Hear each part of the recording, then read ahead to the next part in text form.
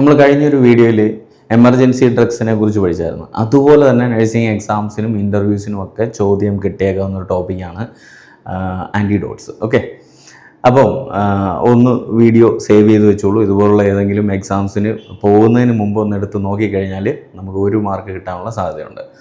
ആദ്യം anti coagulants നോക്കാം. Okay, ഹെപ്പാരിൻ്റെ antidote protamine sulphate ആണ്. തെറ്റിപ്പോകരുത്. വാർഫാരിൻ്റെത് വൈറ്റമിൻ കെ ആണ്. വാർഫാരിൻ എന്ന് പറയുന്നത് വൈറ്റമിൻ കെ ആൻറ്റഗോണിസ്റ്റ് ആണ്. ഓക്കെ, എന്നുവെച്ചാൽ വൈറ്റമിൻ കെ ഡിപ്പെൻഡ് ചെയ്തിട്ട് കുറച്ച് ക്ലോട്ടിംഗ് ഫാക്ടേഴ്സ് 2, 7, 9, 10 ഓക്കെ നമ്മുടെ ലിവറിൽ ഉണ്ടാക്കപ്പെടുന്നുണ്ട്. ഓക്കെ, അതിനെ വൈറ്റമിൻ കെ നശിപ്പിക്കുന്ന സാധനമാണ് വാർഫാരിൻ എന്ന് പറയുന്നത്. സ്വാഭാവികമായിട്ടും വൈറ്റമിൻ കെ കുറഞ്ഞു കഴിഞ്ഞാൽ ബ്ലീഡിങ്ങിൻ്റെ റിസ്ക് കൂടും. അപ്പോൾ വാർഫാരിൻ ഓവർഡോസ് ആയി കഴിഞ്ഞാൽ റീപ്ലേസ് ചെയ്യേണ്ടത് വൈറ്റമിൻ കെ ആണ്. അങ്ങനെ പഠിച്ചു വെക്കുക. പിന്നെ മോർഫിൻ നമ്മൾ നേരത്തെ പറഞ്ഞിട്ടുണ്ട്. ഒപ്പിയോയിഡ് ഓവർഡോസ് ഓക്കെ ആയിക്കഴിഞ്ഞാൽ ഒപ്പിയോയിഡ് ആൻറ്റഗോണിസ്റ്റ് ആയിട്ടുള്ള നലെക്സോൺ ആണ് കൊടുക്കേണ്ടത്. ആസ്പിരിൻ സോഡിയം ബൈകാർബണേറ്റ് ആണ് ആൻറ്റിഡോട്ട്. പക്ഷേ ആസ്പിരിൻ ഇൻജസ്റ്റ് ചെയ്ത് ഓവർഡോസ് ആയി കഴിയുമ്പോഴത്തേക്ക് ആദ്യത്തെ മണിക്കൂറുകളിൽ പ്രിയോറിറ്റി അതിൻ്റെ അബ്സോർപ്ഷൻ കുറയ്ക്കാൻ വേണ്ടിയിട്ട് ആക്ടിവേറ്റഡ് ചാർക്കോളാണ് കൊടുക്കേണ്ടത്. ഓക്കെ, ആദ്യത്തെ മണിക്കൂറുകളിൽ. ഇതിന് ആൻറ്റിഡോട്ട് സോഡിയം ബൈകാർബണേറ്റ് ആണ്. അങ്ങനെ പഠിച്ചു വെക്കുക. പിന്നെ digoxin. Okay, digoxin immune fab എന്നും ഡിജിബൈൻഡ് എന്നും വിളിക്കും ആൻറ്റിഡോട്ടായിട്ട്. Paracetamol N-acetylcysteine. Okay, magnesium sulphate calcium gluconate ആണ് ആൻറ്റിഡോട്ട്.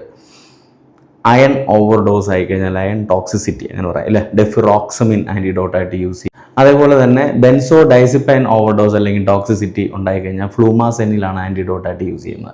ഓർഗാനോ ഫോസ്ഫറസ് പോയിസണിങ് അല്ലെങ്കിൽ ഓർഗാനോ ഫോസ്ഫേറ്റ് പോയിസണിങ് ഉണ്ടായിക്കഴിഞ്ഞാൽ 2 കോംബോ ഡ്രഗ്സ് ആൻറ്റിഡോട്ടായിട്ട് യൂസ് ചെയ്യും. ഒന്ന് അട്രോപ്പിനാണ്, 2 പ്രാലിഡോക്സിമാണ്. ഓക്കെ, അപ്പം ഈ നമ്മുടെ അസറ്റൈൽസിസ്റ്റിനെ കൗണ്ടറാക്ട് ചെയ്യാൻ വേണ്ടിയിട്ട് അട്രോപ്പിൻ സഹായിക്കും. അസറ്റൈൽസിസ്റ്റിൻ കോളിനെസ്റ്ററേസ് എൻസൈമിനെ ഇൻഹിബിറ്റ് ചെയ്യാൻ വേണ്ടിയിട്ട് നമ്മുടെ പാരഡോക്സിൻ സഹായിക്കുമെന്നാണ് പറയുന്നത്. ഒരു 2 എണ്ണം കൂടെ ആഡ് ചെയ്തോളൂ. സയനൈഡ് പോയിസണിങ് ഉണ്ടാകുമ്പോൾ അമൈൽ നൈട്രേറ്റ് അല്ലെങ്കിൽ സോഡിയം തയോസൾഫേറ്റ് യൂസ് ചെയ്യാം. പിന്നെ ഒന്ന് മെത്തനോൾ പോയിസണിങ്. ഓക്കെ, എത്തനോൾ ഉപയോഗിക്കാം അല്ലെങ്കിൽ ഫോമെപ്പിസോൾ യൂസ് ചെയ്യാം. അപ്പോൾ ഞാൻ വിട്ടുപോയത് എന്തെങ്കിലും നിങ്ങൾക്ക് ഓർമ്മയുണ്ടെങ്കിൽ കമൻറ്റിലോട്ട് ഇട്ടോളുക. അതുപോലെ തന്നെ DHA, HAD, MOH, പ്രോമെട്രിക്, എൻഗ്ലെക്സാറും ഗവൺമെൻറ് എക്സാംസിനൊക്കെ പ്രിപ്പയർ ചെയ്യുന്നവർക്ക് വേണ്ടിയിട്ട് ഏത് സമയത്തും അറ്റൻഡ് ചെയ്യാവുന്ന ക്ലാസ്സുകൾ നഴ്സിംഗ് ഫ്ലിക്സ് ലെക്ചേഴ്സ് ആപ്പിലും വെബ്സൈറ്റിലും അവൈലബിൾ ആണ്. അതുപോലെ നമ്മൾ പുതിയൊരു ലൈവ് ബാച്ച് ഈ ഫെബ്രുവരി 25 സ്റ്റാർട്ട് ചെയ്യുന്നുണ്ട്. കൂടുതൽ ഡീറ്റെയിൽസ് അറിയാൻ വേണ്ടിയിട്ട് ഞാൻ കൊടുത്തിട്ടുള്ള നമ്പറിലോട്ട് കോൺടാക്ട് ചെയ്യാം.